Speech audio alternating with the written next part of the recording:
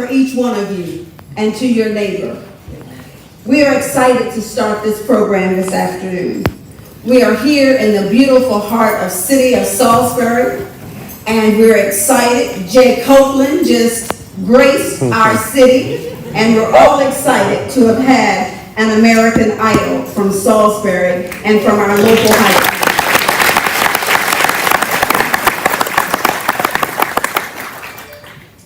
Founded in 1909, the NAACP, the oldest civil rights organization in our country, was established by not only Black people and people of color, but also by white people. It disrupts inequity, dismantles racism, and accelerates areas of change, social, education, economic, and political. My name is Sharon Morris. I am the Community Reinvestment Activity Officer at First Shore Federal and a proud member of the Wycomico County NAACP. I'm your host for the afternoon, and I'm going to usher you through the program. Everybody got that 2-minute usher you through the program.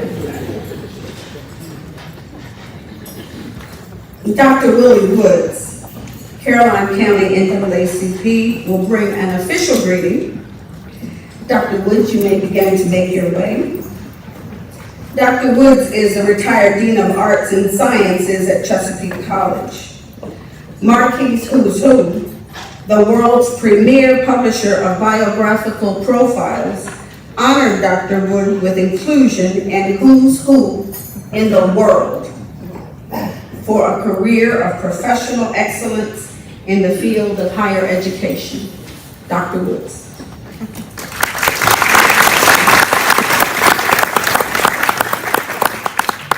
Thank you very much, and good afternoon, everyone. As has been pointed out, I am Willie G. Woods, President of the Caroline County Branch NAACP. And it is indeed my great pleasure to bring greetings to the Wycomico County NAACP on behalf of other NAACP branches and all others assembled. As we gather today, thinking about conditions in the nation, it is very fitting and appropriate for you to have chosen for the focus of this event the theme Together Towards Tomorrow. Wycomico County Branch, you have set a fine example of togetherness and forward thinking through your devotion to civic as well as human rights activities and issues, as well as your efforts in terms of bringing together people on areas that touches the lives of everyone. You have helped bring focus on problems in schools, in communities, and in the state. And in many instances, you have been actively engaged in bringing solutions to some of those problems. We thank you. The fact that we are hosting this particular event today is indicative of the fact that you realize that the job that you've begun is not finished yet. Today, we greet you and we come in solidarity with you, for we share a common purpose, a common goal, the quest for freedom, justice, and equality for all. We come to show our cooperation and support. We commend the accomplishments of your branch. We look forward to the remarks of the keynote speaker, and we congratulate the distinguished honorees who have been identified and will be recognized today. So, Wycomico County Branch and all others, we greet you and salute you as together we journey towards a better tomorrow. Thank you.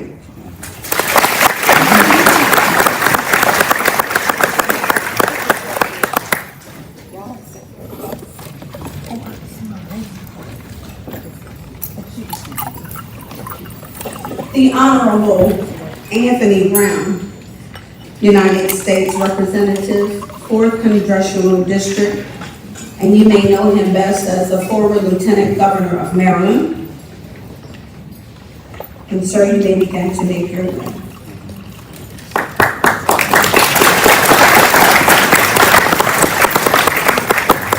Through his military service and public service, he has devoted a life to serving his community and defending our nation. He's a Harvard graduate, aviator, and JAG officer, graduating first in his flight class, receiving both airborne and air assault qualifications. His expansive and distinguished political career includes Maryland State House of Delegates, House Judiciary, and Majority Whip. If I began to tell you his bio, that would be the end of the program. There would be no time left for anything else. Mr. Brown, it's our pleasure to welcome you again to Salisbury. Thank you very much. I appreciate that kind and brief introduction. And I often tell people that I didn't grow up in privilege, but I have been privileged to be able to serve my family, my community, and my country, and to be able to do it in service with each and every one of you. So it's great to be back in person, isn't it? How does everybody feel? Back in person, Wycomico County Freedom Fund Banquet. It's wonderful to be here once again on the Eastern Shore to celebrate the accomplishments of the Wycomico County branch of the NAACP. I want to thank, and please join me in a round of applause for Amanda Hopkins, who's just been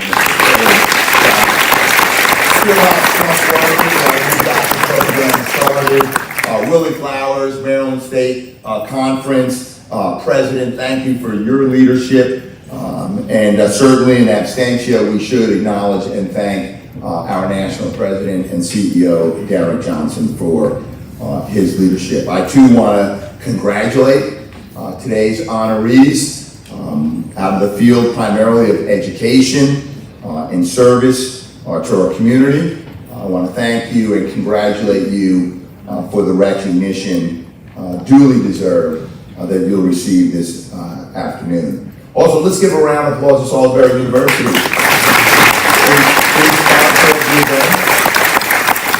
It's my second time in 3 weeks that I've been to Salisbury University. I was here 3 weeks ago for a candidates forum. I'm running for Attorney General. That's not political. I just told you what I was doing. I was here at Salisbury candidates forum because I'm running for Attorney General. And I also do want to commend our guest speaker today, who's going to be phenomenal set of remarks, Reverend Jamar Jackson. Thank him for his spiritual and ministerial leadership. Born in Bowie, Maryland, not far from where I live, and now the senior pastor of Metropolitan United Methodist Church in Princess Anne.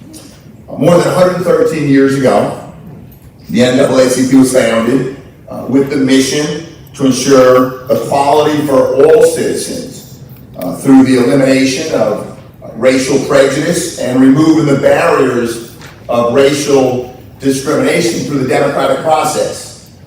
The Wycomico branch of the NAACP, working with the state conference, has focused on a number of areas in which inequality continues to burden African Americans in Maryland. And I want to commend the branch for focusing on expanding youth and youth adult engagement to ensure that the hard-fought gains that we've made will be carried on by the next generation of leaders. I want to commend you for focusing on equal opportunity for every member of our community to achieve economic success, sustainability, and financial security, ensuring that every child will receive a free, quality, equitably funded public pre-K through 12 education, followed by diverse opportunities for accessible, affordable, vocational, or university education. I commend you for promoting health equity for all Marylanders, including a healthy life and high-quality health care, and working to eliminate racial disparities in health outcomes. I commend you for fighting against and demanding reform to address the disproportionate incarceration of young black men. Maryland's criminal justice system is broken. I say that because as a state, we incarcerate black men ages 18 to 24 at a rate higher than no other state, the highest in the country. We have the highest percentage of black men behind bars than any other state in the nation. I commend you for fighting to address racially motivated policing strategies and racially biased, discriminatory, and mandatory minimum sentencing, and also for protecting and enhancing voting rights and fair representation so that African Americans in every corner of our state will be proportionally elected to political office. And this work began long before any of us in this room accepted our responsibility to do our part. We stand on the shoulders of giants who fought for equity and justice, not only here in Maryland, but for all who call this land, America, our land, our country. I think of the Eastern Shore's Harriet Tubman and Frederick Douglass. I think of Baltimore's Thurgood Marshall, First Associate Justice, African American on the Supreme Court of the United States. I think about Enola McMillan, the first woman president of the NAACP, while born in Pennsylvania, was raised in Baltimore and was a school teacher in Caroline County. And so many committed community leaders right here in Wycomico County, carrying on the legacies of those who came before us. We all share a belief in our collective ability to ensure bigotry and hatred are relics of the past, but we also need to be honest about the challenges that we face. So much of the progress we've made on civil rights, voting rights, and economic justice are under attack. Barriers still exist in healthcare, education, economic opportunity, policing, and the criminal justice system that continue to hold back communities of color. Change has to happen at every level, and it takes all of us, whether we're marching in the streets, working in our neighborhoods, advocating in the halls of power, and in this year, remembering to exercise both our right and our duty to vote. And when we do that, I believe we make a better America a reality for all Americans. Our communities in Maryland might not look the same. A family farm in the Eastern Shore, a row house in Baltimore, or a suburban home in Prince George's might not seem to have much in common. But we all have the same goals as Marylanders, regardless of which community we're from. Good neighborhoods and schools, safe and clean environment, a job that allows us to support our family, and a shared hope to leave our children with a better world. I know that meeting these challenges will be difficult, but I'm optimistic. And I look forward to work with each and every one, as we know that together we will keep our commitment and obligation to building a brighter future. So I'm committed to continuing our work together, and as today's theme, together toward tomorrow. So roll up our sleeves, which we all need to do, whatever it takes to keep Maryland moving forward and in the right direction. So God bless each and every one of you. I truly wish I could stay for the remainder of the program. I wanted to hear our keynote speaker. I know the buffet is going to be beautiful, but when you're on a statewide campaign trail with 5 more events in front of me, I have to bid farewell and say God bless each and every one of you. Enjoy the afternoon. Thank you.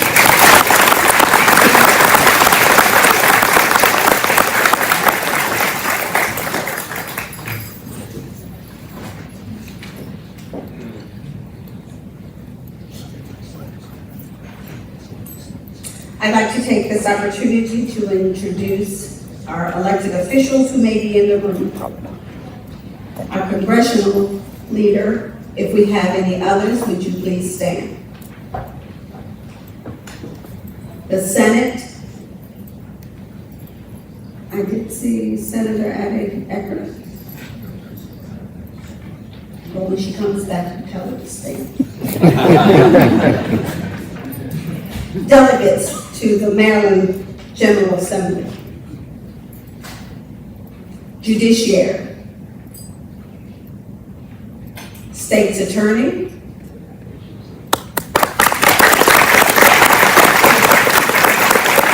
Register of Wills. Board of Elections.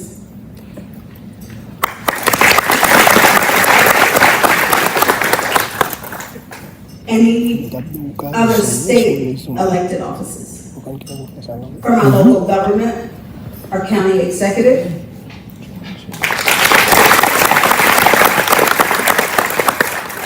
Wycomico County Council members,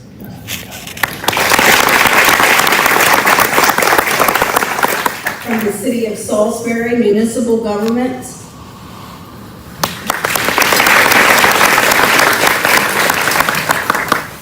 if there are proclamations, resolutions, and citations, they will not be read in their entirety today, but we thank you in advance for receiving them, and we will acknowledge them. If you would put them on that table, we'll acknowledge them during the program. And the Wycomico County School Board.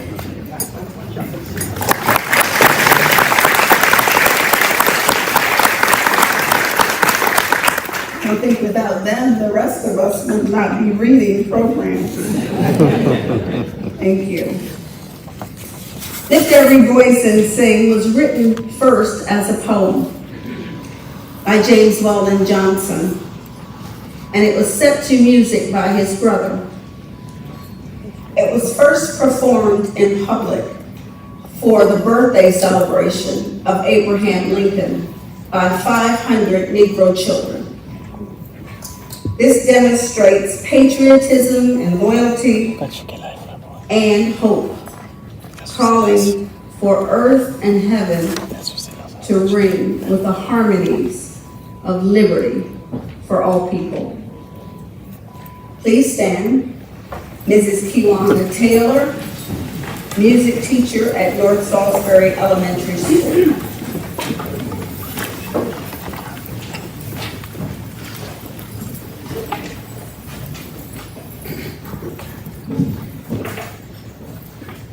Lift every voice and sing till earth and heaven ring.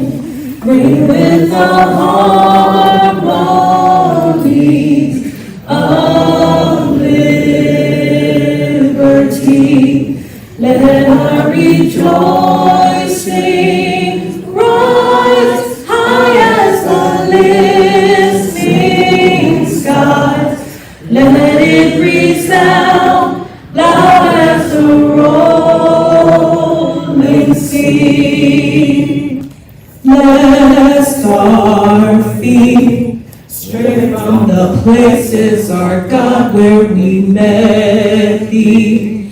Lest our hearts, drunk with the wine of the world, we forget thee. Shadow beneath thy hand, may we forever stand true to our God, true to our native land.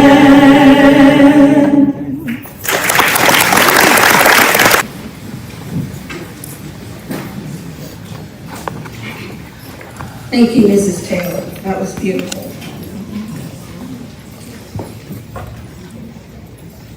Dr. Kirkland Hall. He is the president of the Somerset County NAACP. is going to come and give the invocation. Dr. Hall is an educator, coach, community activist, civil rights worker, humanitarian, volunteer, and today I call him friend. Dr. Hall.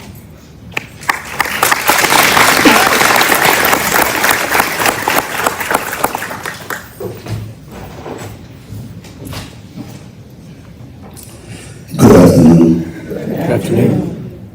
Let us pray. Eternal Father, blessed be your matchless name. Your word said that all things work together for the good of those who love you and to those who are called according to your purpose. God, we love you. As we gather together to conduct the continued work of the NAACP, the oldest, most hated, and despised civil rights organization in the world, in order to fulfill our purpose as we fight for equality, justice, and freedom for all. Father, we need your continued guidance in all that we do. Bless the leadership of this branch, the state, the nation, and other branches represented here today.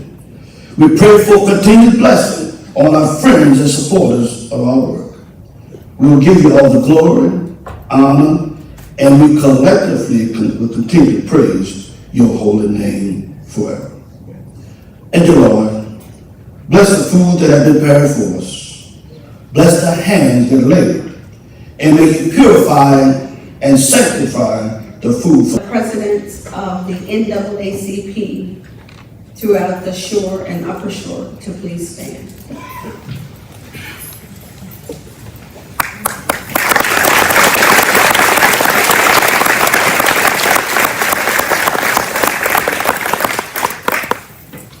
I did not see President Emeritus Amaria Shanti, but I did want to acknowledge.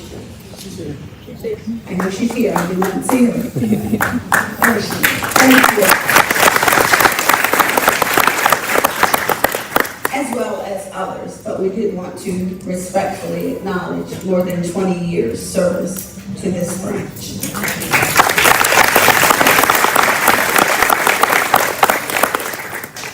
We are about to be under the direction of Salisbury University for dining. And when you are seated, we will have an original performance, a Haitian cultural and traditional dance from Rebirth, incorporated after school. We'll wait for Salisbury University and be dismissed by tables. And then they will perform once we have all received our food and taken a seat. Thank you.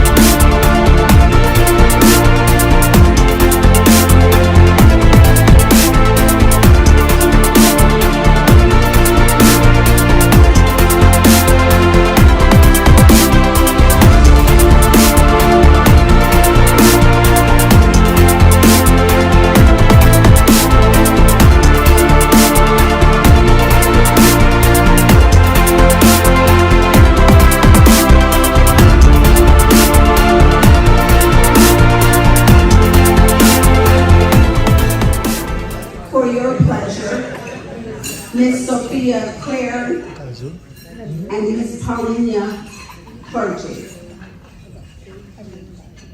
Traditional Haitian dance.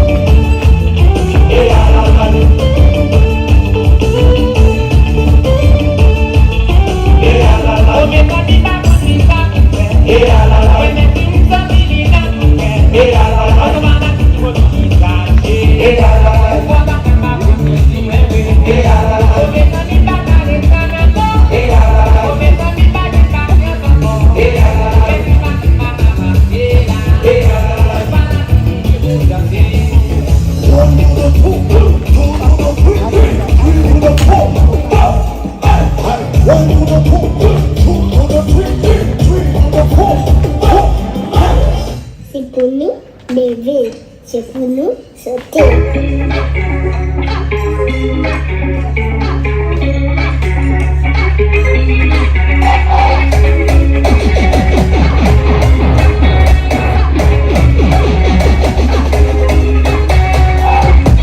Yo va bien nous bailer, yo va bien nous réussir, yo va bien nous progresser, yo va bien nous réussir, yo dit que c'est pour nous live, yo tout pour ça qui t'aime pour nous, dans la salle continue en vérité, c'est pour nous lever.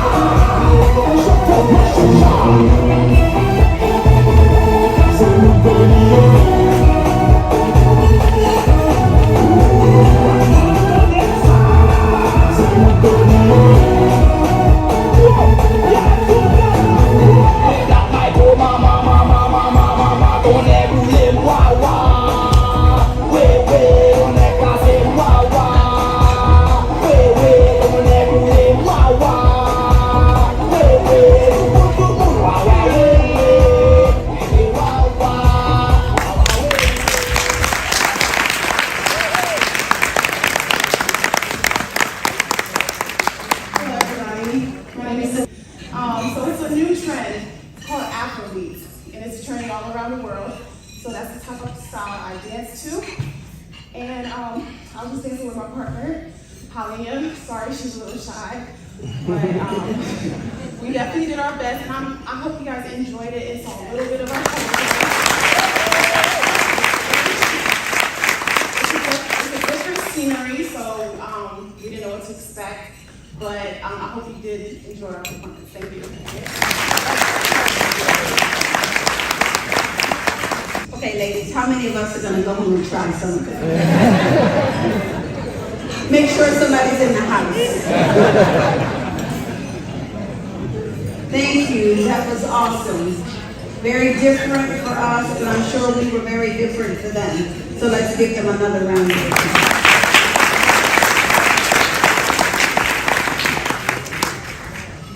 Ms. Kristen Handy, who is a member of the Freedom Fund Banquet Committee, will introduce the keynote speaker, the Reverend Jamar Jackson. Ms. Handy.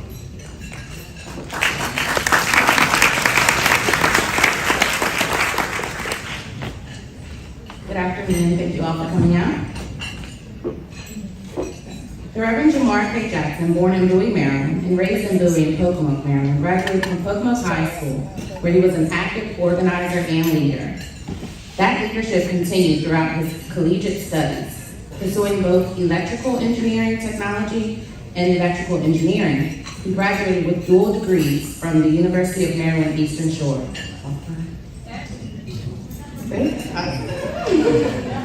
There, he served as Vice President of the Institute of Electrical and Electronics Engineers and worked on various STEM projects in agriculture. While in college, he was led by God to the ministry, already leading as a minister of music and leader of worship for the United Methodist Church Peninsula Delaware Conference. From an early age, he was passionate about God and helping people. He became a licensed minister in the United Methodist Church and began serving as a pastor on the Eastern Shore.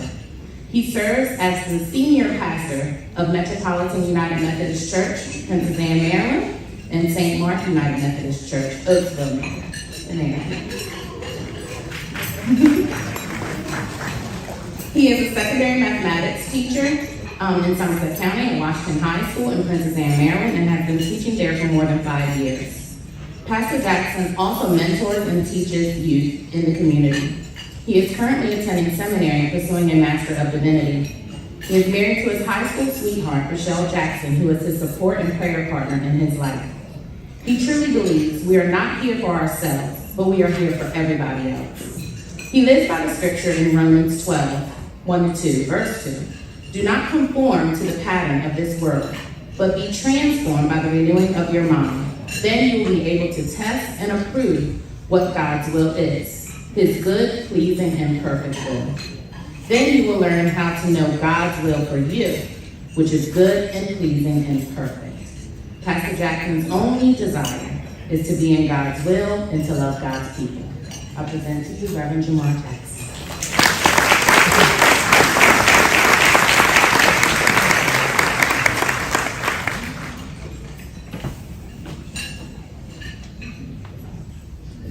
Good afternoon, everybody. It is truly an honor, a privilege, and I am very excited to be here on today.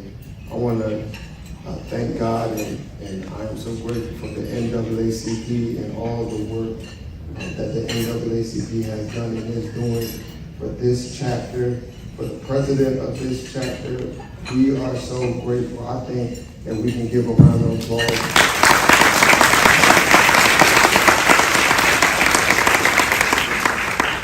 As I was looking, I'm also grateful for all of the honorees on today, some and who I've worked with personally, and they're all educators in some way, in some capacity. And as an educator myself, I can appreciate the educators. I think educators are superheroes.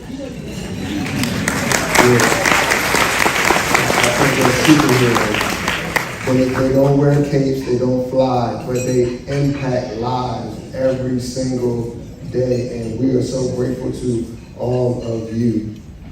I'm here with a goal, with a mission, and that is to encourage you and strengthen you to continue to do the work that you're doing. As we move together towards a future, I want us to make a difference. I want us to make a difference. I think we can do that together. So I want to share a story with you. It is a biblical story. I shared it with my church not too long ago, and one of the brothers came up to me and said, "Pastor, you need to tell that to somebody else." So I'm going to do that right now.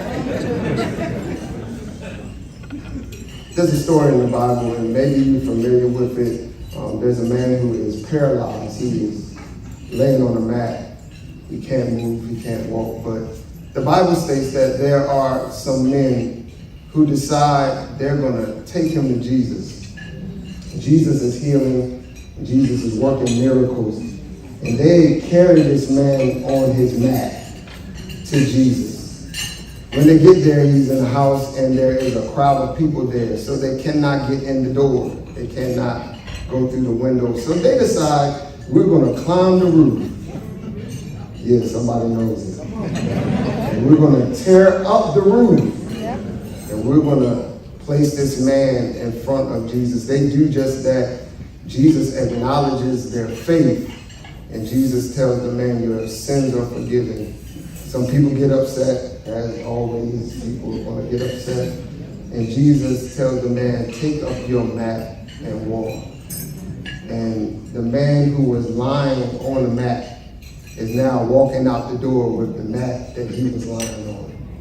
It is a powerful and great story, but not because the man is walking out with the mat, but it's great because of the men, the brothers who decided they're not going to leave this man behind, but they're going to carry him to Jesus. They decided we can make a difference. We can make a difference together. I think you all would agree with me that the times that we're living in are extremely and very difficult.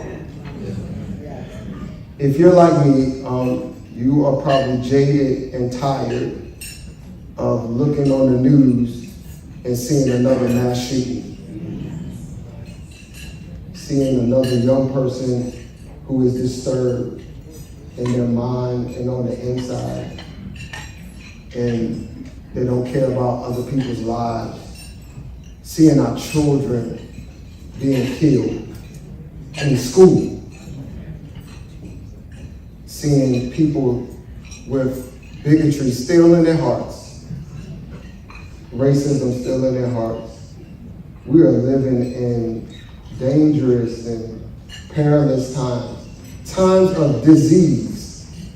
The disease of dis-ease has gripped the people. But I still believe that if we come together, we can make a difference. In these times of fear and in these times when people are hurting and sorrowing, behind all that is going on, I believe there is another attitude and a mentality that we need to combat. NAACP, we need to combat the attitude of IDC. It's something that I got from my young people. I gave a test out, and some of them didn't study. And as they were answering the questions, one of my students decided to put IDC. Not IDK. IDK means I don't know. I can deal with IDK. IDK is I don't know. That's my job to teach you when you don't know. But IDC is something different. It's a different attitude. It means I don't care. And I believe there's something going on in our atmosphere and in our culture that people just simply do not care. Young people don't care, and older people don't care. And people don't care about the community. We don't care. Leadership sometimes seems to not care. There is a spirit of carelessness that has gripped us. But I believe that if we're going to come together and make a difference, there ought to be care on the inside of us. Empathy and sympathy for one another. Black, white, does not matter what color. We ought to care. When I'm hurting, you're hurting. And when you're hurting, I'm hurting. We ought to care. I think if we're going to make a difference, the first thing we have to understand is that we cannot be indifferent to make a difference. These brothers who decided to take this man up decided we're not going to walk by this man while he's hurting. Decided we're not going to ignore this man and act like we don't see him. Decided that he's hurting and he needs our help. And we have to be a people of care. That when we see a young person, we just don't talk about the young person, but we start a relationship with the young person. That when you have a neighbor that's hurting, we go out our way to find opportunities to affect families and to care and to show empathy. We cannot be indifferent. The other thing we have to do to make a difference is we have to work together. The men understood we can't carry this man by ourselves. Too much weight, too big of a task. I would submit to you today that what we're dealing with in our communities and what we're going to have to deal with in the future is too big of a task for one of us. But we're going to have to come together. We're going to have to work together. We're going to have to get on each corner of our neighborhoods and carry people together. It's too big.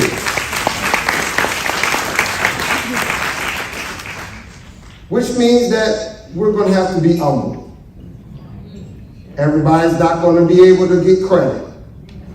I am a believer that the people that we're honoring today, not all the time did they get credit for the things that they did.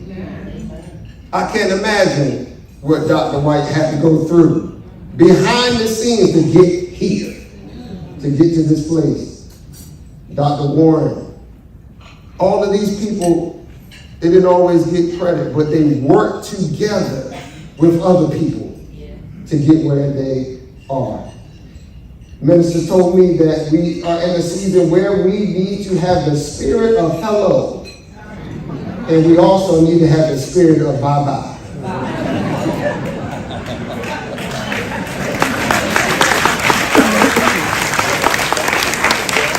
We are going to have to say hello to people to build relationships so that we can have a greater impact in our community, in our area.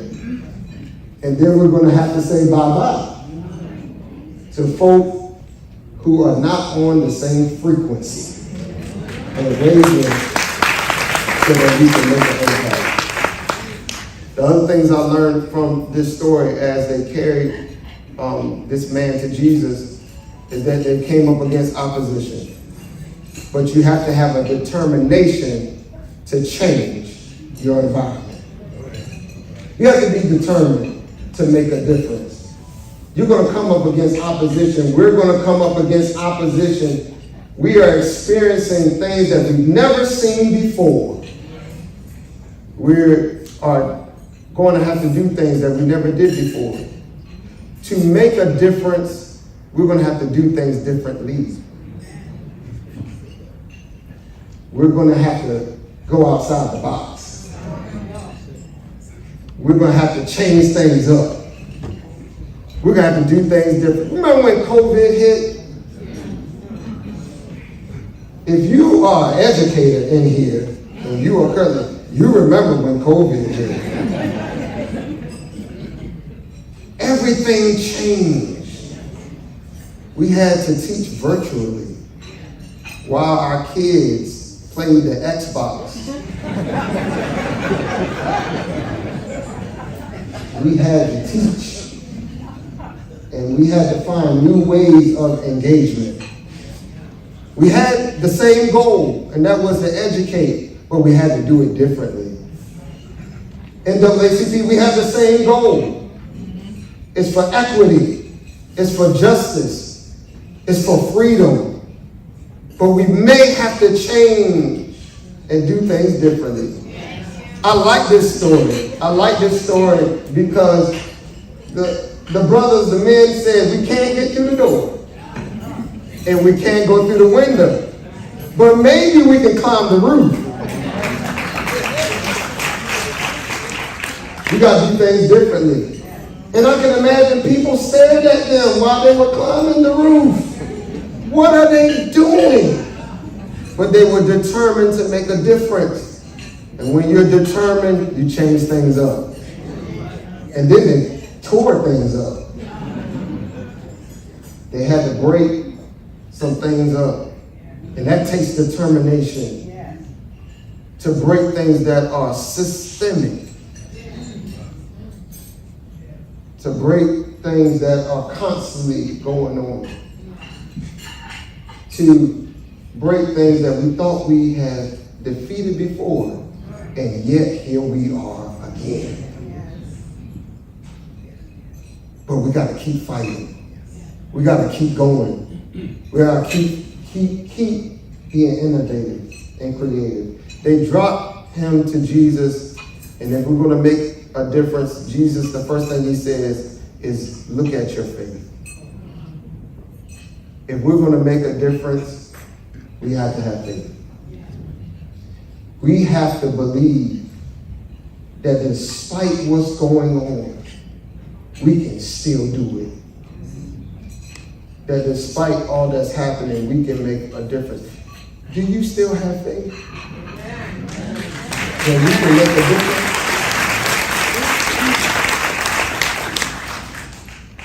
Brought him down to Jesus, and he healed him. And because of some random people that are not named, we don't know who they are. All we know is that they cared. And they worked together. And they were determined. And they made a difference and an impact. How far are you willing to go for somebody else? Are you willing to climb a roof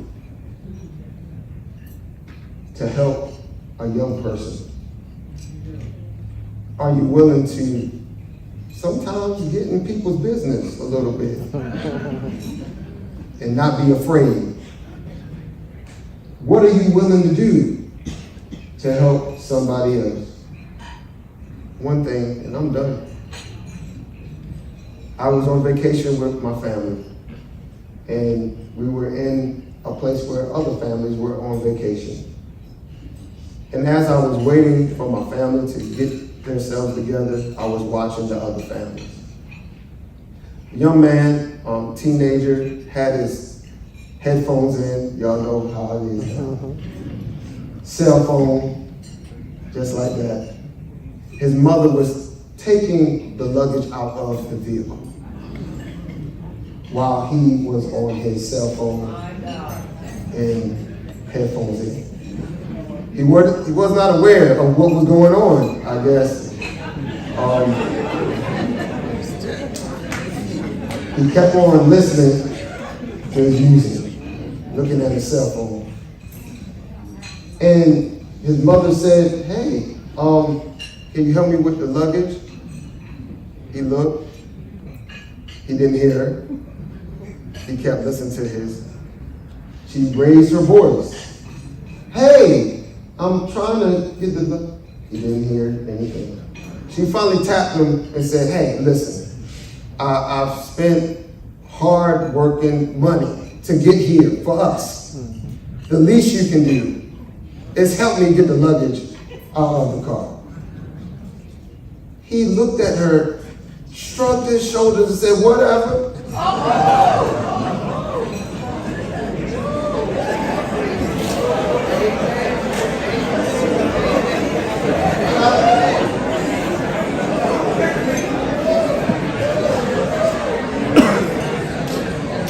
said, my God. I was experiencing a flashback. Because I thought about my mother and what would happen to me if I did that. Whatever. And she said, whatever. What do you mean, whatever? And she walked off, discouraged. And I said, look at this. Look at this, whatever mindset. But you know what? I can look at times where even adults have that same mindset. Not just you. That when we look at people that are going through, whatever. Look at people in our neighborhood and you've heard it. Whatever. Difficulties in our school. Whatever. I believe we have to change the whatever to a whenever.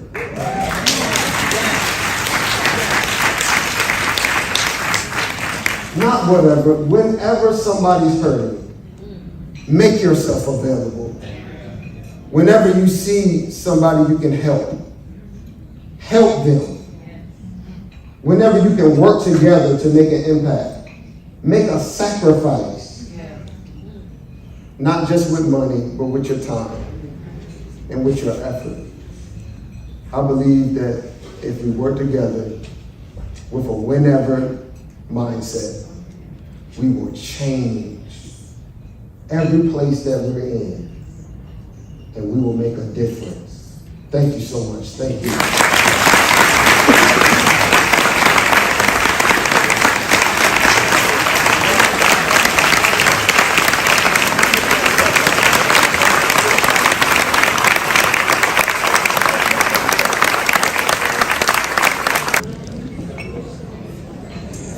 It becomes very difficult, and sometimes we are concerned about whether or not we are out of place when we're in a place.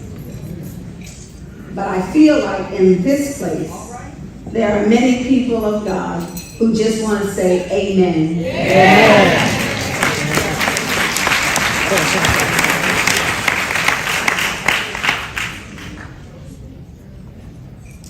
Would all of the educators, regardless of county, in the room, please stand. Educators, elementary school, pre-K, high school, collegiate level.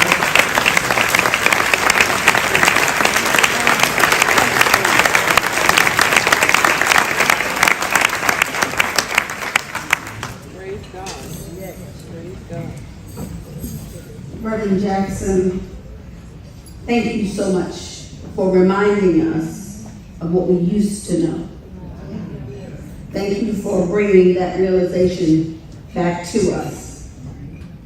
We are confident that as a young man, you too are going to make a difference in this community. And we're just blessed and pleased that you were here, that we could hear it. We were the other people that the brother was talking about. So we thank you for that. Please stand. If you're a part of a nonprofit or if you are a leader of a nonprofit, would you please stand to be acknowledged?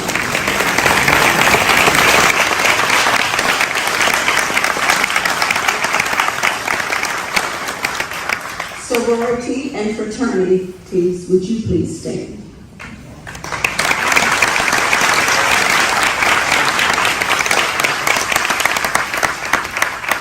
Benevolent, civil, military, would you please stand?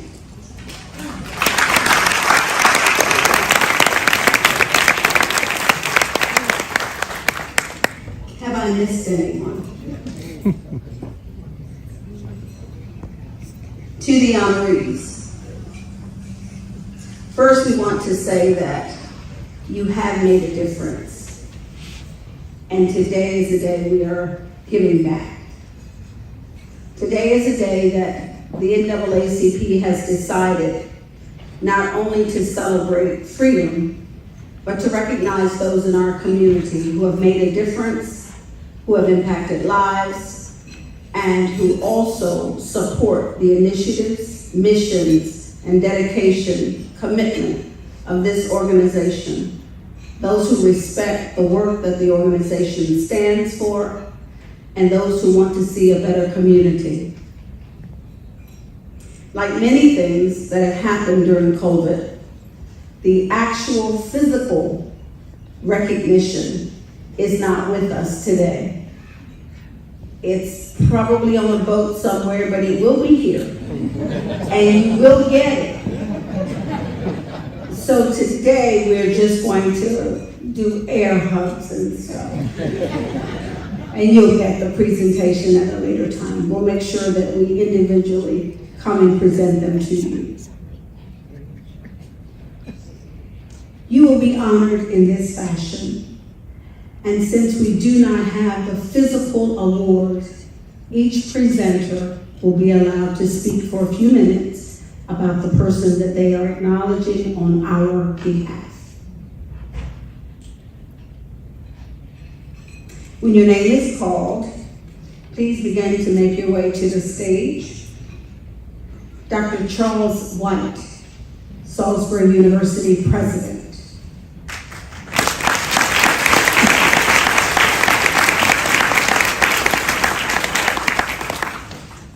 Mr. Eli Moglen, Chief of Staff, Salisbury University.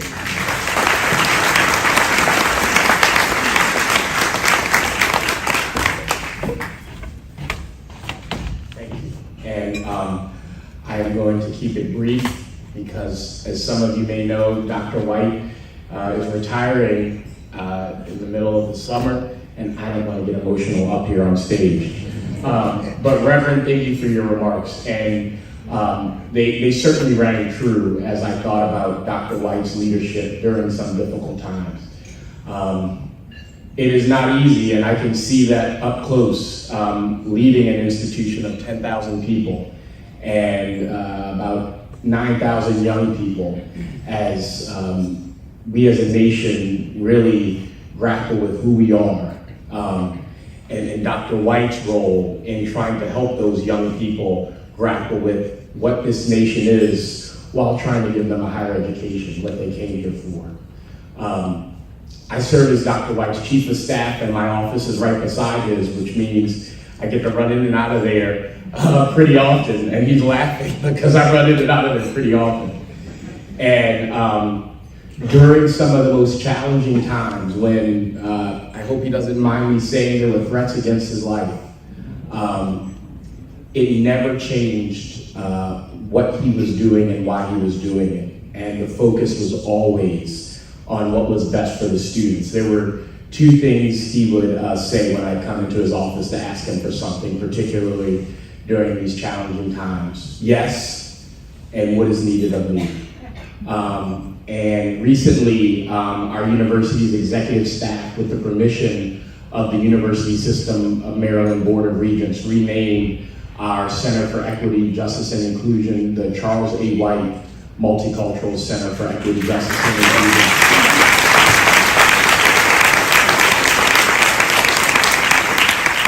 And Reverend, you talked about being humble. I don't know a more humble leader. And you talked about working behind the scenes, and I just really appreciate the NAACP recognizing Dr. White, because folks really don't know what he and Victoria, his wife, did to lead this institution during challenging times. And we are in an amazing place, a position of progress, a position that we're going to be making progress moving forward because they care. So thank you, Dr. White. Congratulations.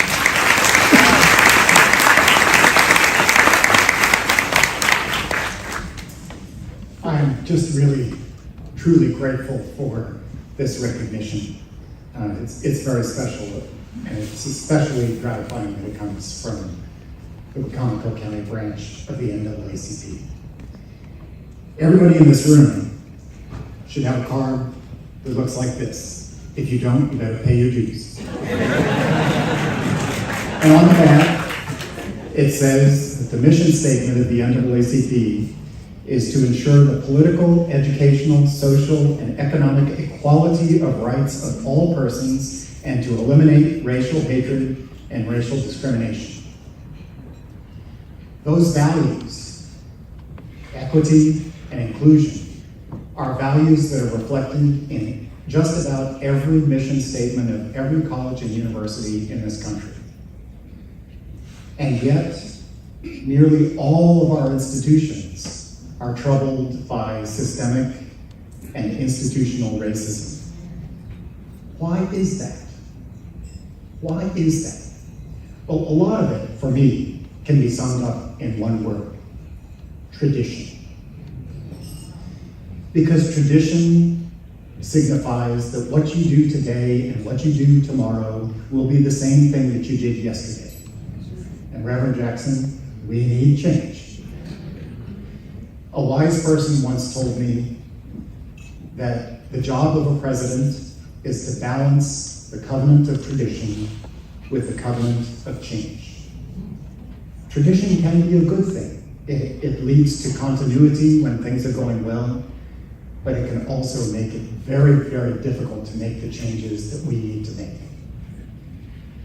I'm truly grateful for a team at this university, an executive staff, a chief of staff, but a team of almost 10,000 people who have worked during my short time as president, worked together to start some of these changes.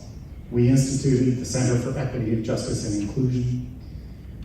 We recently instituted, finally, a diversity requirement so that every student at this university must complete 1 or 2 courses that teaches them about diversity and equity and inclusion.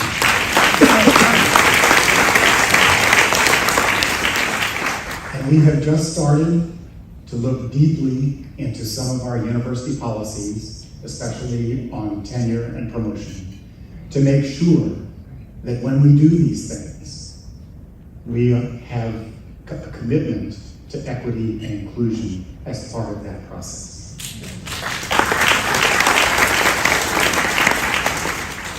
It's just a start. We have a long, long way to go. But we took one step forward. And I'm very, very proud of it. And I hope that this university, as Eli said, is in a position where we can move forward even faster in the future. And I am very, very grateful for this recognition. Thank you.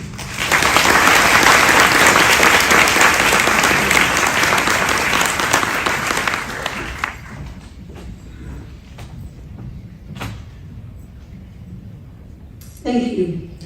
Following Reverend Jackson's presentation, if I did not recognize clergy, please stand.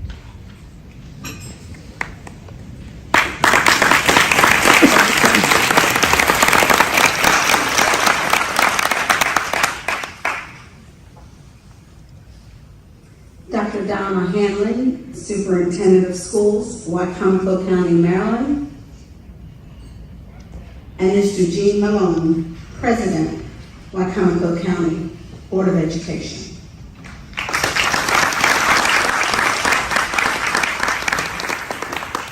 Good afternoon. First of all, thank you to the local chapter of the NAACP for having this event, and more importantly, for honoring me by letting me present this award to a very deserving individual. Dr. Hanlon is a Salisbury native who began her career here and later moved to Washington County to further her educational goals. However, she returned in July of 2016 for what was her dream job, superintendent of our public school system. Donna's biography is in the program, so I won't go into that and share it. It's a great biography with many, many accomplishments. Today, I would just like to recognize a few of those. She improved relationships with the business community and the community at large, expanded pre-K programs and moved toward pre-K for all, raised staff salaries, facilities improvements, we rebuilt schools, we're building Beaver Run, dual enrollments at the universities, which at this time were one of the highest percentages of our students are dually enrolled in colleges throughout the state. The list goes on, and I don't have all afternoon, right, Sharon? I can't do that. So, on a personal note, we have worked together for 6.5 years and have been through many difficult situations together, including the pandemic. Donna always worked tirelessly to do what was right for all students, all staff, and the community. To quote the pastor, she never uttered the words IDC. That never came out of her mouth, ever. Never. She is one of the most hardworking, dedicated people to ever work with, that I've ever worked with and have ever seen in my 43 years in the private sector. I'm very proud to say that she's a friend, and the community should be very proud that she calls our community home and that she's a friend to the community. From day one, I had the privilege of working with her, and I saw her on her very first day. The first thing she did was meet with community stakeholders. She wanted to find out what was the problems in the schools, what things could she fix, and more importantly, what could she do to improve the community for everyone. She's all about everyone's involvement and everybody's benefit in our community. And through that leadership, many of our colleagues at the Wycomico County Board of Ed were encouraged to participate in the community to make it a better place for all, and they did because of Donna's example and her leadership. Parts of boards like the United Way, Greater Salisbury, Junior Achievement, to name a few, and she always took leadership roles.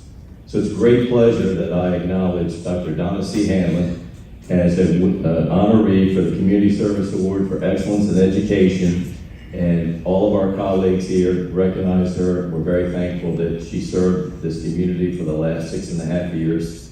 Wish her well in her retirement on June 30th, but we will miss you, Dr. Hanlon.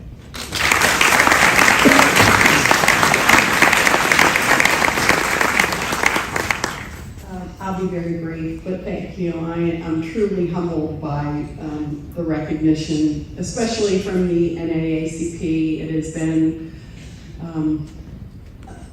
being from this community, understanding the challenges that have been in this community for years and years, coming back and being able to work with Mrs. Ashante and now Amanda.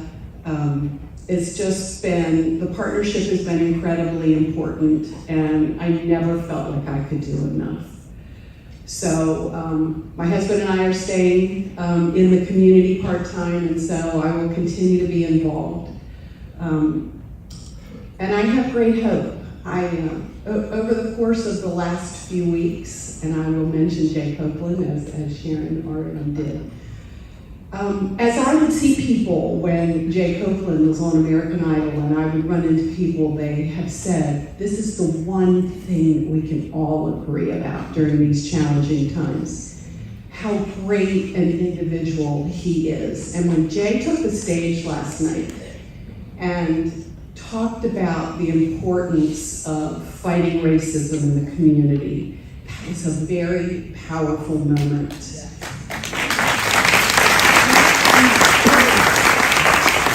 And I see I just have hope to gather towards tomorrow, and Jay is very symbolic of that. So once again, thank you very much for this recognition. It means an incredible amount to me. Thank you.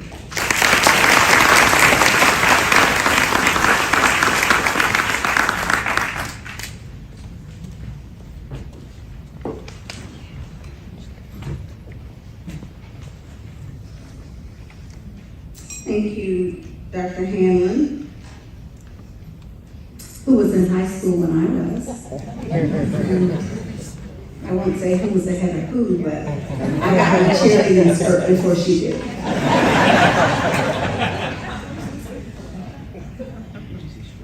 Ms. Kristen Handy, Vice Chair of the Freedom Fund Banquet Committee, will introduce Dr. Richard Warren, and on his behalf, in his absence, from the University of Maryland Eastern Shore.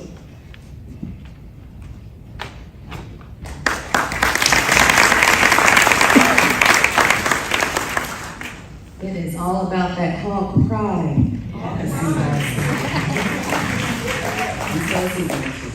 So I'm just going to share Dr. Warren's biography. He apologizes for not being able to be here, but he did have a prior engagement. Not sure who knows him, but Dr. Richard Warren Jr. is the 2019 Maryland State Teacher of the Year and a nationally honored science, technology, engineering, and mathematics educator. He spent nearly a decade teaching STEM to middle school students, achieving record-breaking gains on state assessments and being named as one of Samsung's leading STEM leaders in the United States. Dr. Warren earned his doctorate in educational leadership from the University of Maryland Eastern Shore and was inducted into the UMES Hall of Excellence, the highest honor of achievement offered by the university. His research on teacher retention has gained the attention of hundreds of school districts who are implementing mentoring programs for beginning teachers. Since 2015, Dr. Warren has worked closely with district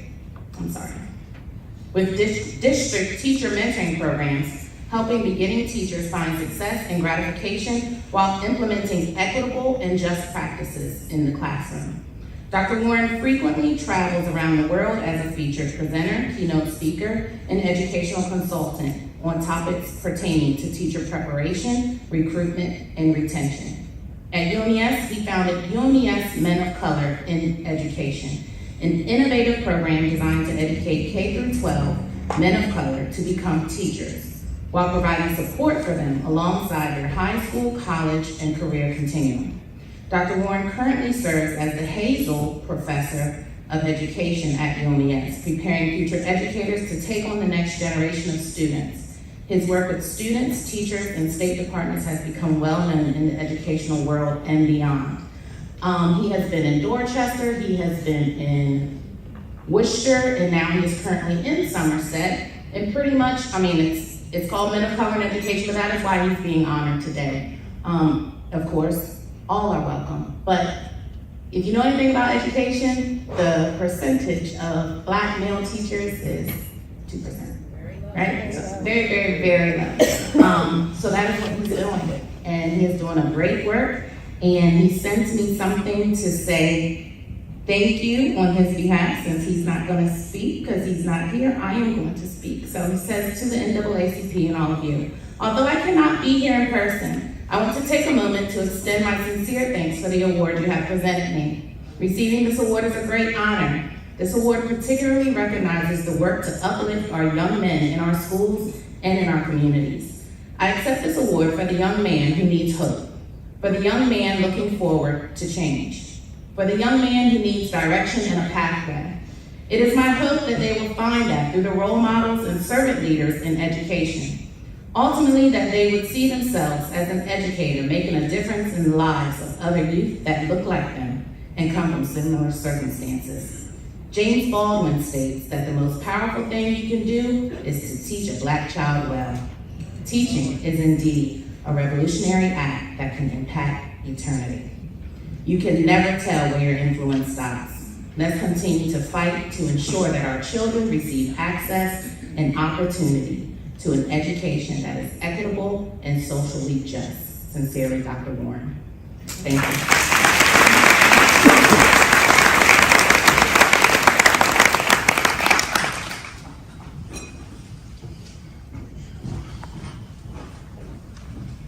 Thank you, Ms. Handy. I'd like to recognize the health community. Nurses, doctors, physicians, if you're in the room, would you please stand to be recognized? Any capacity in healthcare.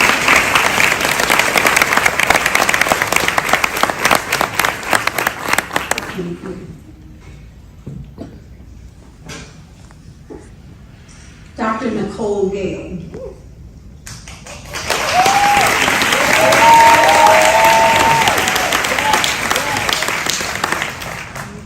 From the University of Maryland Eastern Shore. Presentation, Ms. Tara Machoto, Director of Human Resources, LWRC International. She's surprised, but I Googled her. I said just my name, but that's okay. That's okay. Good afternoon. When I was asked to introduce Nicole this afternoon, I was a little bit nervous and a little bit apprehensive. But when my sister-in-law, Amanda Hopkins, asked me, I knew I had to heed the call and support her, not just as family, but support the NAACP for all the great work that they do here on the Eastern Shore. I'd like to just take a couple of minutes to tell about my interactions on a personal level with Nicole. About 10 years ago, I was appointed to a position down at UMES. I was knew nothing about it, and she took me underneath her wing, showed me the ins and outs of the campus, offered me her resources, her classroom. She had my back every step of the way. Nicole's the type of person that if she tells you she's gonna do something, she's there for you, she's gonna do it, and she's gonna see it. Years have passed, and I'm no longer in that role, but I tell this day, Nicole travels to UMES, I travel to Cambridge. We often pass on Camden Avenue. My phone will ring, and she'll say, "Good morning, my sister. Was that you I just passed?" And we'll chat, and she always inquires about my family, and she closes with, "Have a blessed day," always. And anybody that knows Nicole knows that that's her heart. In a world where our youth are often labeled as obnoxious, depressed, antisocial, out of control, disobedient, disrespectful, it's good to know that there are still people dedicated and devoted to keeping our youth on the right path, helping them to prepare for college life and providing them with the experiences and opportunities that they will never forget. One of those people is Dr. Nicole Gale. We know that motivating, uplifting, encouraging, inspiring, and preparing today's youth is not easy. It's not. And we know that it's not easy working with teenagers to, 1, teach them to never give up, 2, that without commitment, they will never start, 3, that without consistency, they will never finish, and 4, to always follow their dreams. No, it's not easy. But if it was easy, there would have never been a Martin Luther King, a Rosa Parks, a Barack Obama, a Kamala Harris, or a Dr. Nicole Gale. It takes a special kind of person to fulfill that kind of task. Nicole greets everyone with open arms, a warm hug, a beautiful smile. Her spirit is charming and filled with love. She puts her everything, her all into everything that she does, and her word is her bond. In the words of Denzel Washington, I would like to say that in life, we need 3 things. Someone to look up to. The second thing is something to look forward to, and the third thing is someone or something to chase. That someone to look up to is God. Who should always be first in all of our lives. And we know that that is the case in Nicole's life. The second thing, something to look forward to, life's purpose for Dr. Gale, that is her students. And that something to chase would be our dreams. So in closing, I would like to say, please follow in Dr. Nicole Gale's footsteps, and please continue to keep moving, keep growing, keep working, keep loving, but most of all, keep giving your time, your talents, your treasures, and last but not least, your prayers. Nicole, as you continue to show the young people through the Upper Brown program at UMES, that education is definitely the key to opening doors and providing a brighter future. We salute you today, my sorority sister, my link sister, and my friend, for all that you do to help the youth in our community.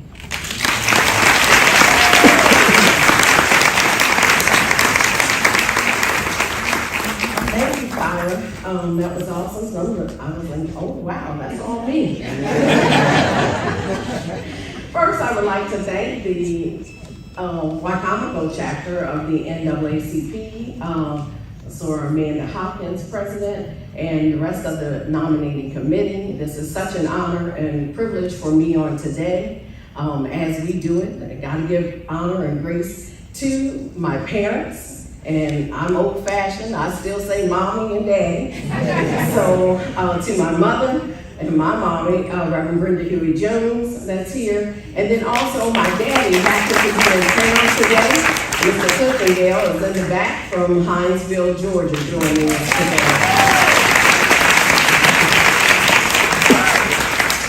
Then I would also like to thank my family, my friends that are here.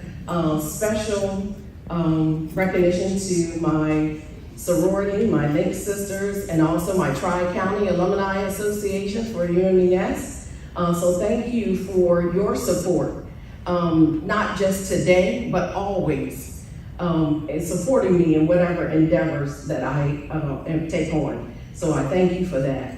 Then I would like to especially call out a couple of my mentors are in the room today. One is Dr. Carolyn Brooks, who I aspire to write as many grants as she does. And then secondly, Mr. Norman Tillman, and then I'd also be remiss if I did not mention Dr. John Brown. They both gave me an opportunity as a freshman at UMES. I was the first freshman student that they hired as a tutor counselor with the Upward Bound program. And even years after that, I was the first person that they hired as the academic coordinator. They created that position for me. So just to give you a little bit of my history, even though I'm definitely local and from here, I did leave and come back. I have had every position in the Upward Bound office except for the secretary. So I do love working with young people, working with the Upward Bound program throughout the years. It's definitely been a pleasure. I am going to continue to fight for education amongst our students. To me, education, in my opinion, would help alleviate some of the economic and social economic barriers that are out here that the students face on a daily basis. And so it's going to be my job to continue that fight in education for all students, but especially for the brown color, well, students of color, the ones that are brown and black that look like me. So I'm definitely going to make that push for our students, because they are not thinking education is a viable option for them. But now we have technical, we have 4-year as well as 2-year institutions that they all need to be taking a part of. And so I know it was Dr. George Jackson, one of my professors at Iowa State, who let me know that students are like airplanes. Some need longer runways than others. And with that being said, I am going to continue to inspire, motivate, and push those students down the runway so that they can take off and soar high and being the best that they can be. So thank you for receiving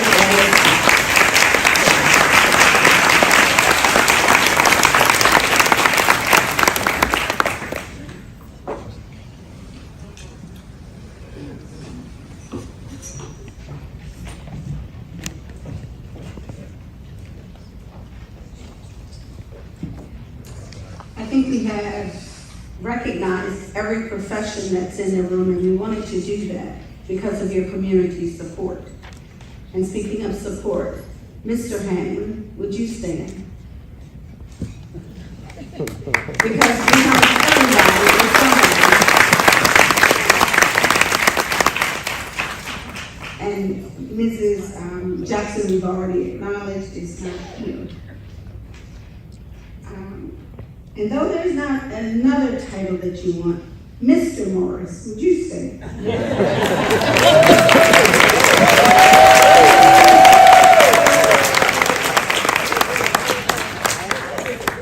Our last honoree is Mr. Habaki Petion. He's an advocate for the Haitian community.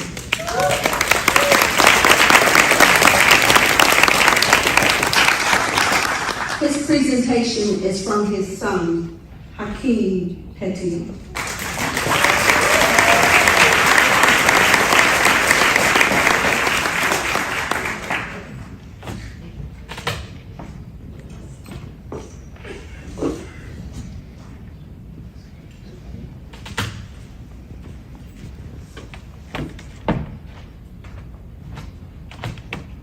evening, everyone. Sorry for the long walk to the stage. I just want to say, before I even begin, it's interesting as I look through the program and I see Dr. Charles White, president of Salisbury University, Dr. Donna Hannon of the Wycomico Board of Education, Dr. Richard Warren of UMES, even though he can't be here with us, and then Dr. Nicole Gale from the University of Maryland Eastern Shore. It's funny to see that I've been in Salisbury, born and raised my whole life, so all of these people have had an impact on my life, whether directly or indirectly. I was in the Upward Bound program, as well as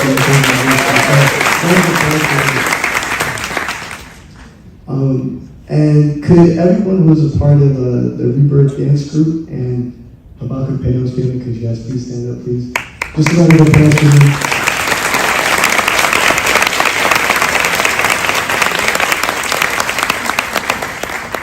Alright, so I'll keep this brief, guys. So, I'm here to talk about the man of the hour, who the public knows as Habakkuk Peña. Where do I start? One of the most important things to Habakkuk is the Salisbury community. Of course, being born in London, Haiti, his dream is to serve and uplift the Haitian community. But more importantly, his passion to help others extends to all members of the community. Since moving to Salisbury in November of 1992, he has been heavily involved in community engagement, activism, advocacy, cultural promotion, as well as other social issues within the Haitian, immigrant, and low-income community. He then founded the nonprofit organization Rebirth Inc. to address such issues. The local radio station, 100.5 FM Radio Oasis, is an extension of Habakkuk's vision to help restore esteem, morale, and social integration to those disadvantaged through social education, social services, community development, and outreach. Among many other things, Habakkuk is an experienced program developer and the humble visionary behind the local Haitian Coalition and the Haitian Development Center. He's also a board member of the following organizations: the Salisbury Area Chamber of Commerce, Recovery Resource Center, and is currently sitting on the Health Department Subcommittee. Now I would like to talk about my father, who our family knows as Tutat. Where do I start? One of the most important things to Tutat's family. His love for his family truly knows no bounds. And I can say it has definitely made me a better man each and every day, seeing how he operates and interacts with his family. The public knows Tutat as a community leader. I know him as a person who constantly sacrifices for 6 kids and his wife. The public knows Tutat as a community advocate. I know him as the person who won't hesitate to drop everything and anything to help someone in need, even if they're a complete stranger. The public knows Tutat as a Haitian visionary. I know him as a person who taught me how to tie my shoelaces. There's so much I can say about him, but there's just not enough time in the world.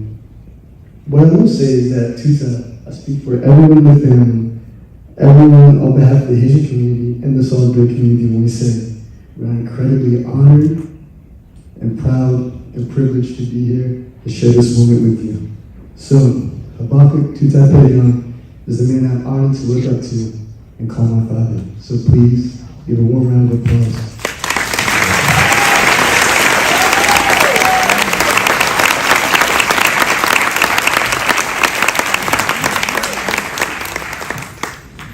Thank you, Akeem. First of all, Akeem is a product of this community, and he's a SU graduate, and recently he would get his master's from MBA, which is something we are proud of. My wife, she graduated at SU, so we all from this community. But the thing is, what I want to say, a lot of you, most of you don't know what it takes to be an immigrant. To come here to this state and then to struggle with everything. So until you travel elsewhere to actually try to find your way in and out in a different country, you won't understand. So came here in 1992, that's one of the things that I've been struggling with. And then that's one of the reasons why since then I met Dr. Henley. She was my vice principal. Dr. Savoy was the principal. And she's been playing a big role in our lives and all of my kids. And I want to say thank you to her. And that's what keeps us going, to see, okay, what I've been through, I don't want the rest of the other kids who just coming from different countries to go through the same thing. I've been sacrificing a lot. It's like I started 2 companies. Every time I close my eyes and I see myself in the community doing the same thing. Sometimes my wife said, why are you doing that? You don't have time for your family, you don't have time for this, for that.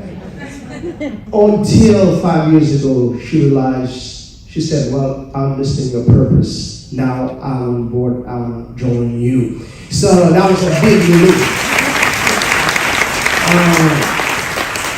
It's a lot of work, a lot of challenges. And then one of the things I want to keep it short. And then I want to say thank you to the NAACP for the new leader. I want to say thank you to the president. Miss Amanda Atkins. She got a broad vision. She got a very let's say I love her vision for the NAACP. So I want to thank her and the whole committee and who've been putting this event together.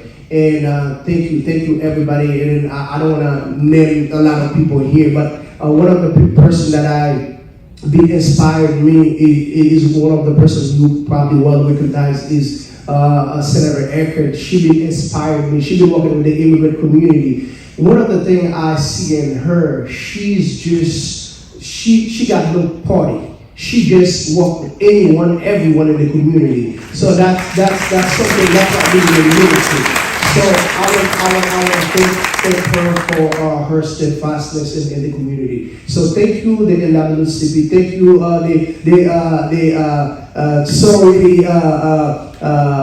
organization that been helping Rebirth. We have they bring us supplies to give out to the community. We do hygienic kits. There's a lot of. We couldn't do it without all of the leaders or all of the organization or elected leader in the community. We want to thank you very much, and I'm humble and honored to be here and then to receive this award. Thank you very much.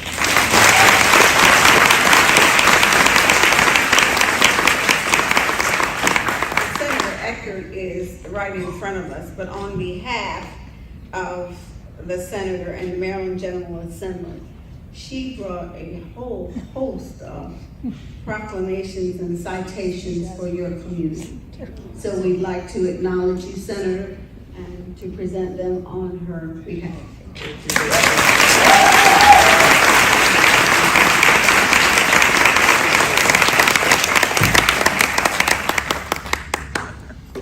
Social workers, mental health providers, please stand.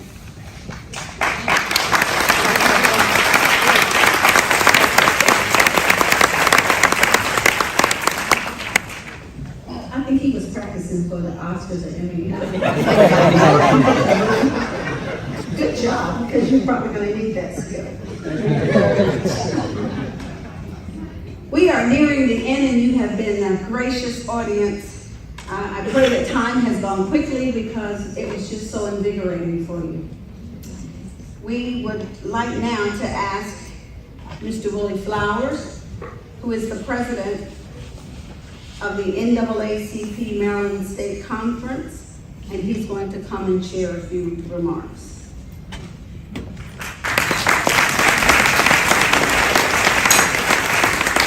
I gotta give it up to the MC here. She did it all night, right? I'm gonna help her out because she got this thing started, kept it going. But I'm going to ask every member of the NAACP to stand up right now. Get up in your chair. Let's do this. And I'm going to tell you real quick, I ain't coming from over that bridge. I'm going to sit down and be quiet. Give it up to every member of the NAACP. I want to thank you for being the largest and the oldest, the baddest and the boldest, the most loved, the most hated, the most feared and revered civil rights organization on the planet. What about that? Now check this out. We represent in this state 25 branches from Worcester County up to Garrett County. We charted Garrett County during the pandemic. after 113 years. And give it up for them because they ain't here, but that's a big deal. I also want to acknowledge, let me see who's not, I saw the people who are members of the NAACP, and I'm going to do like the pastor said, I'm going to be humble. I'm going to be humble. But it's hard to be humble when you're a member of the NAACP, right? So I want all the people who are not members of the NAACP to stand up. Please stand up. Please stand up. Please stand up. Where's the man? You got it? You got it? All right. Before you close your eyes tonight, go to NAACP.org. And you remember that number right there, 7028, and become members of the oldest, the largest and the oldest, the baddest and the boldest civil rights organization on the planet. I want to quickly acknowledge everybody who helped to put this together. I know we did all the members of the NAACP, but while y'all was planning to get here, somebody was planning this event for the last several months. So give all the people, the volunteers who pulled this thing together, a round of applause. Give it up to them. Where was the committee? Is there 2 people on the committee? Well, give it up to them again. There was 3 of them. Come on, guys. All right, I want to acknowledge real quick. I know it's time to close up, but former President Mary Ashanti is in the house. Give her a round of applause. She got the first man sitting beside her, so give it up for him. Every time, so somebody asked me earlier, how many times do you come to the Eastern Shore? I come a lot. But I cannot count the number of times I saw her come to the other side, other shore, before I came to the Eastern Shore. And it was a lot of times. So and she was always with her husband, and that's a big deal. Now we have, I also have to acknowledge the first time I came, I got elected on one day, and the next week I got a call from Mary Ashanti and Eli to come right here on this campus. And let me tell you, since that day, this young man, Eli Modlin, and the president, they've been working to pull this thing about equity and making it real. So I know we gave it up to him earlier, and I'm very proud to know and watch what developed since that day. I could look at my calendar to tell you the exact day, and I got a ticket that day too. But my point is, what they presented earlier is what this thing is all about. Embracing young people, guiding them, and giving them the equipment they need to make it out here. So I want to acknowledge them because they did that work and made it happen. Now I'm going to close out real quick and just acknowledge the work that President Amanda Hopkins has done. This thing that you see here is not easy. And if you haven't, nobody told you, I'm going to tell you. The hardest job in the NAACP is the job of the branch president. So to see what she did today is an example of what the future is all about. Help this lady as much as you can because she knew, so I know what she's going through. She told me not to come on the other side of the bridge and cuss words, but I know what she's been going through. So whatever you can do to help her, and the first thing you can do is become a member. The other thing you can always do is, because we forgot about this one. Let's acknowledge these young people. Where are the young people at? Are the young people in the house? Can you stand up? All right. That's the future of the thing. Where the parents at? You got parents in the house? What about the other parents?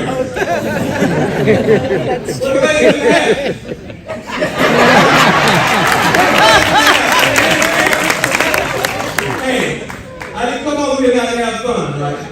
Here's the deal. I don't have to tell you. We have enough to be fighting for. This is an election year.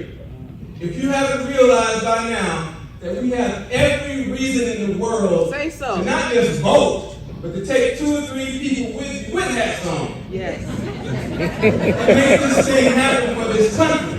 This is not not about the Eastern Shore. This is not about the state of Maryland. This is about this country. If we're going to step up in a unified fashion and make this thing happen, things will be different moving forward. But we have everything we need, so let's make it happen. Madam President, you got the floor.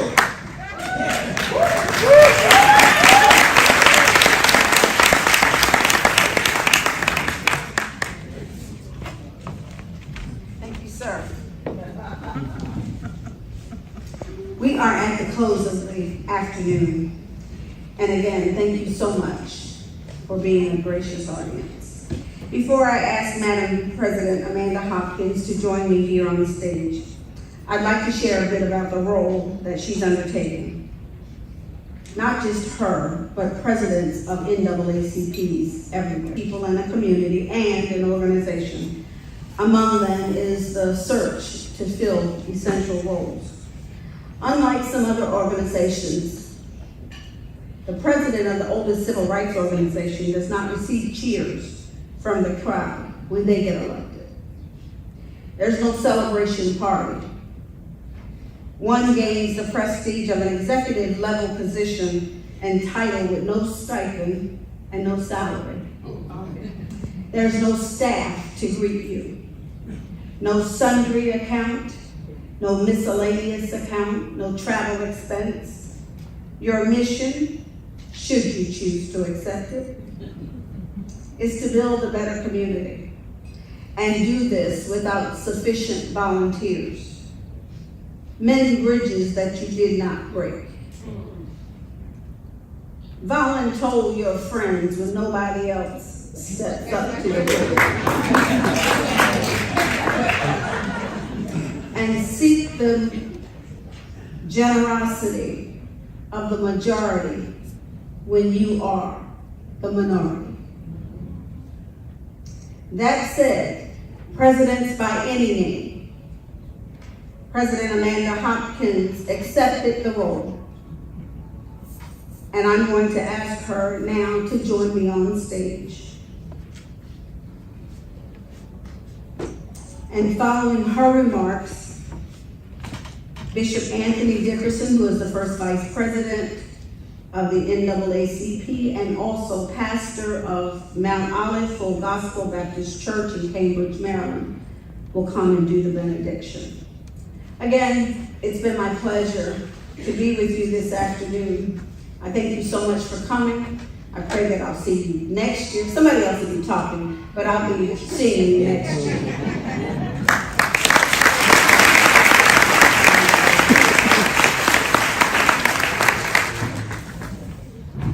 Okay, so when my name was called, you guys were supposed to be rally up in here.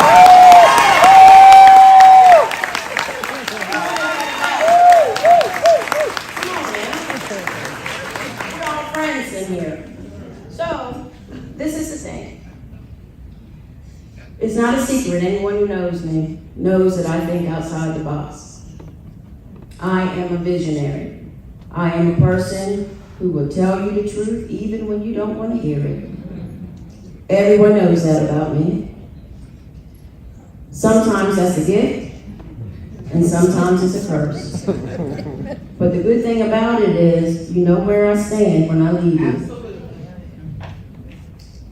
So, I did not prepare any words today. I got up this morning and I said my prayers. I said, Lord, please reveal to me what I need to say to your people. And what did he tell me? He told me to talk about the 4 men who lowered the guy into the roof.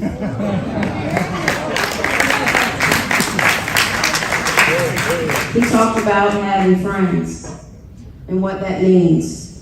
I can remember being a little girl and sitting in church and hearing so many different stories. The main one was about the woman with the issue of blood, but this particular story touched my heart because it's nothing like having someone who has your back.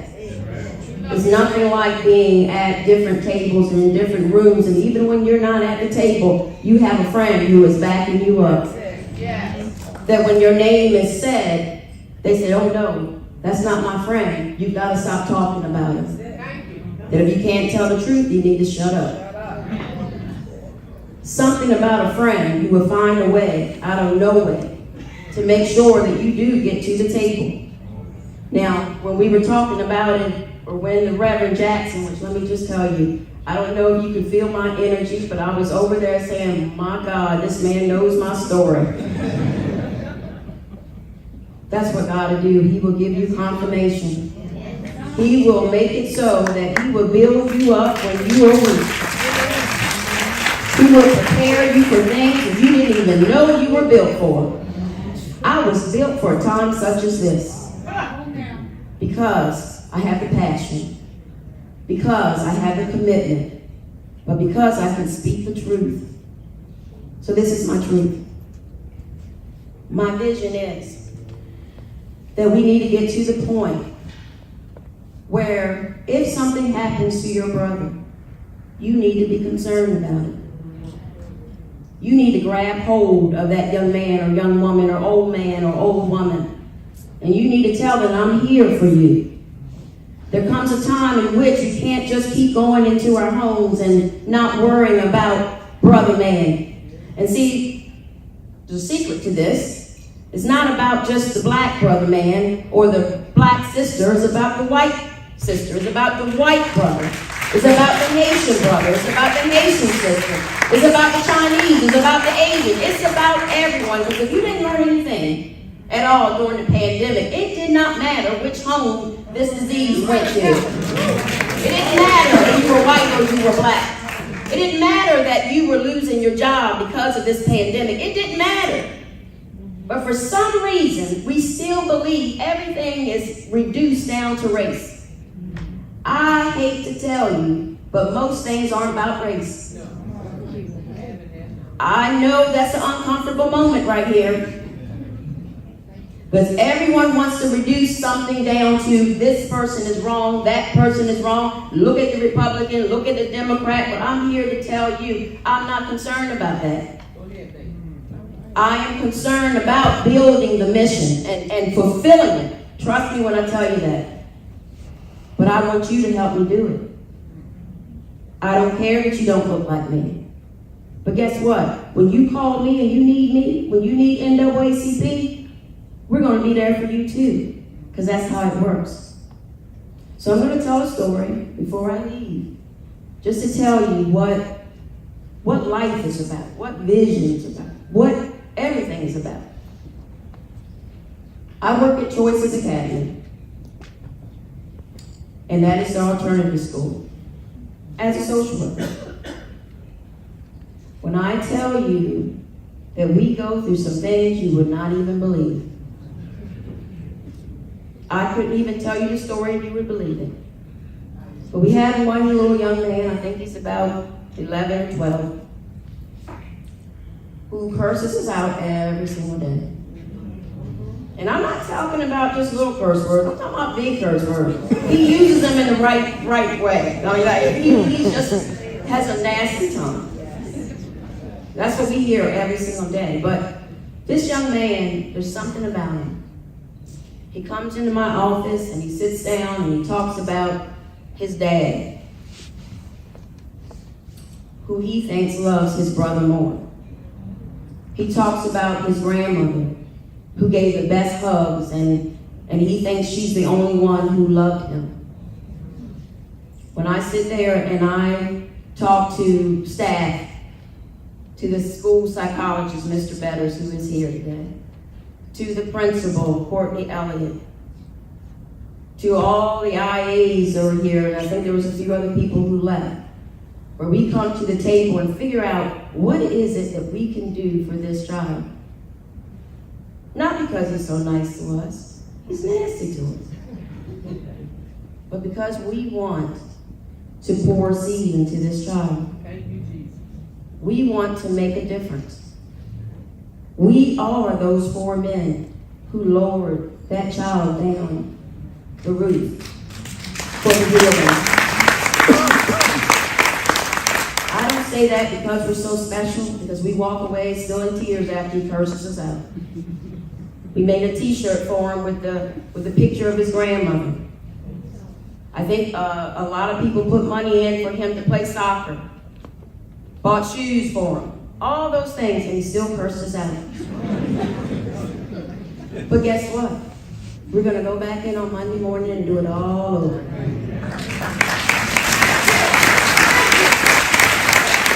Because it's together towards tomorrow. When we hold hands with one another, imagine what we could do. I don't need you to agree with everything that I say, and I do. Because God knows my mouth can be bad too. I admit that.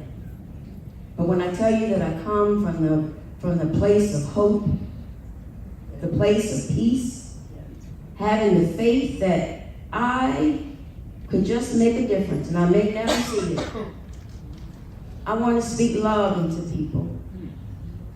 I want to change the narrative of NAACP. Do you know how many people turn me away when I say that? Because they think of it as a hateful place.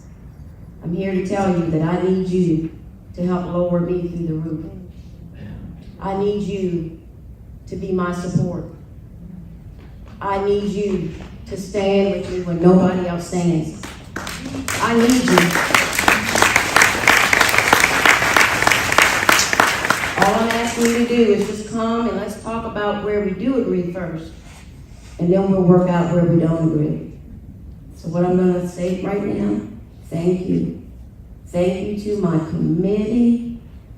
When I tell you Miss Sharon, gosh, she is awesome. She's a person that she represents. And guess what? We didn't always agree.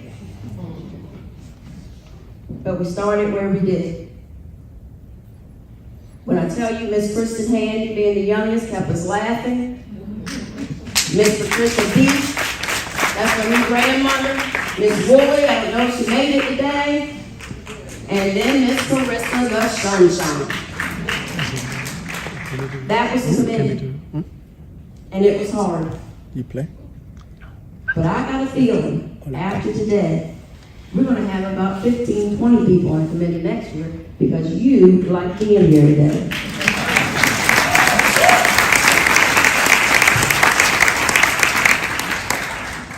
I love you with the heart of Jesus Christ. And I thank you so much. And I don't know how I can forget this. My husband, Otis Hopkins, and my baby, Montez Hopkins. I thank you for putting up with me for the last few years. And they gave up the sheets today. Oh, I want to just tell you, I do thank you. I thank you so much because many of you are sitting at tables and you actually purchased a ticket at another table. But we had so many people at the end. I'm blaming it on Eventbrite. I blame it. That's my story. I'm sticking to it. I'm going to tell you that you were gracious in just accepting the seat. And that's all I was worried about. Mr. Modlin, thank you. I called him. He was at Jay's concert. He said, look now, I'm trying to get my dance on right now. But he was like, oh, but I got you. And he had me. Salisbury University, thank you so much. When I tell you they have partnered, that's the other thing, partnership. It's about relationships. Partnership. I can't say enough about Salisbury University. So thank you. Thank you. Thank you. And God bless you. Bless you.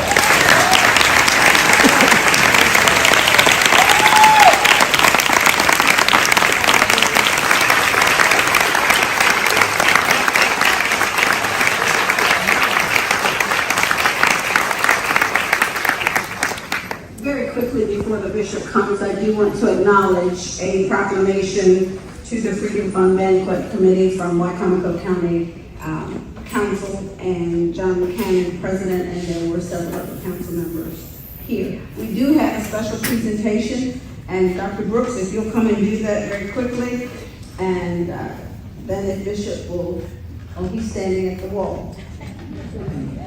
All right, that's where Bishop stands.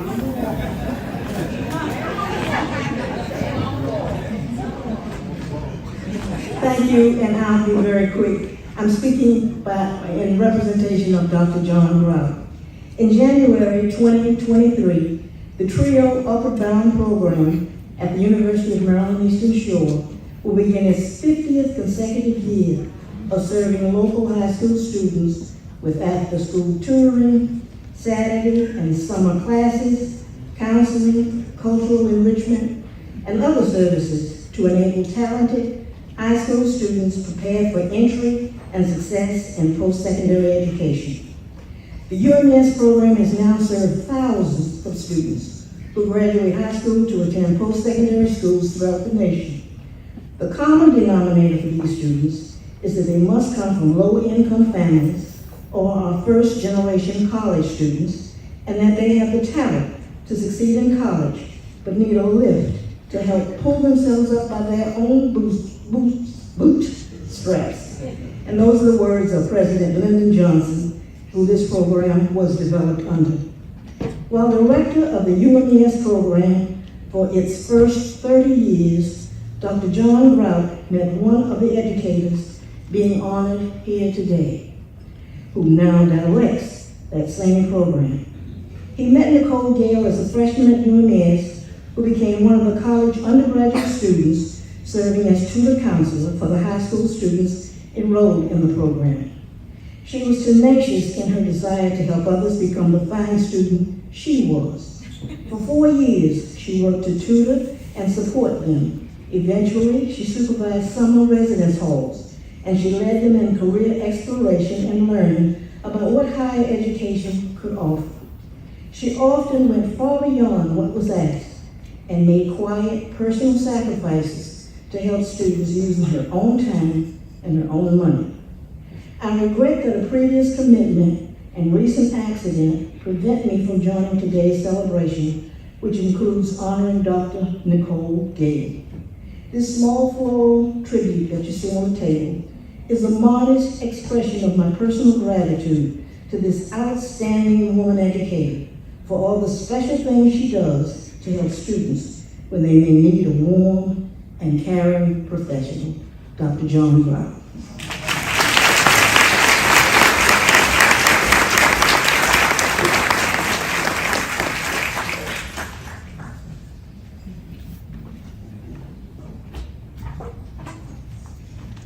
Reverend Jackson, you forgot to answer one question of the little boy that was disrespectful to his mom.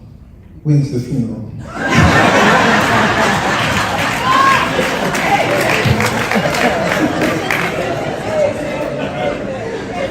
Shall we pray?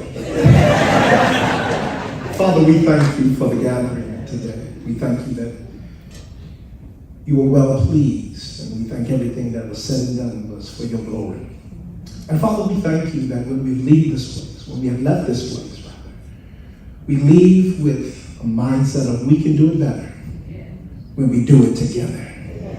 We leave with the mindset that a house divided against itself, it cannot stand.